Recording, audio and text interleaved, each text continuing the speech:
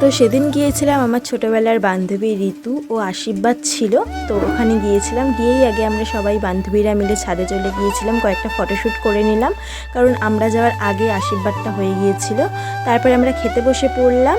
আর এই দেখো এখানে বুনু বসেছে আর এখানে নান্নি বসেছে। তো এই যে আমাদের ব্রাইড হাই করছে। তো চলো তোমাদের সাথে খাওয়ার মেনুটা শেয়ার করি। তো আজকের মেনুতে কী কী ছিল ওর আশীর্বাদে। তো প্রথমেই দিয়েছিল হচ্ছে লেবু কাঁচা লঙ্কা, লেবুটা আমি খাই বাট কাঁচা লঙ্কাটা আমি খাই না। তারপরেই চলে আসলো হচ্ছে প্লেন রাইস, আর প্লেন রাইসের সাথে চলে আসলো ভেজ ডাল, ডালটা তো ভীষণ টেস্টি ছিল। তার সাথে চলে আসলো আলুর চিপস। আর সত্যি কথা বলতে গেলে ঋতুর আশীর্বাদে সবকটা রান্নাই ভীষণ টেস্টি হয়েছিল। তো তারপর চলে আসলো হচ্ছে কাঁঠাল চিংড়ি, আর যেখানে তো চিংড়ি মাছ ভরে ভরে দিয়েছিল আমাদেরকে। তো তারপর চলে আসলো হচ্ছে কাতল কালিয়া, আর ওটা খেতেও ভীষণ টেস্টি ছিল।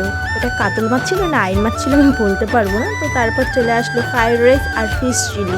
জানো এই ফিশ চিলিটাকে আমি চিকেন চিলি ভেবেছিলাম, তারপরে দেখি না ফিশ চিলি।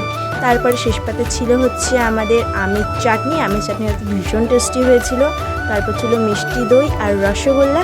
আমি আমের চাটনি আর মিষ্টি দইটাই খেয়েছিলাম, রসগোল্লাটা খাইনি।